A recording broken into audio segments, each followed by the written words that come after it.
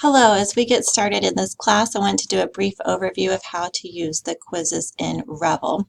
I have pulled up our assignments for the week, and you'll see you have some readings in what I would call the back of the book, the writing skills, and then you have some reading to do in chapters 2, 21, 22 of the first part of the book.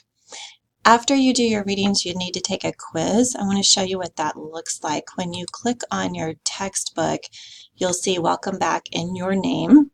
And if you just click on Next Assignment, it'll take you into the textbook. And of course, you'll need to read each page of the textbook, but I'm going to quickly click through here to show you that as you near the end of a segment for reading, you'll come up on the quiz. So this is what your quiz looks like. You just hit start, you answer the questions, you get 2 attempts for the quizzes, and after you're finished, I will just go in and look at your score, and I'll convert your score from Revel into the Moodle Gradebook.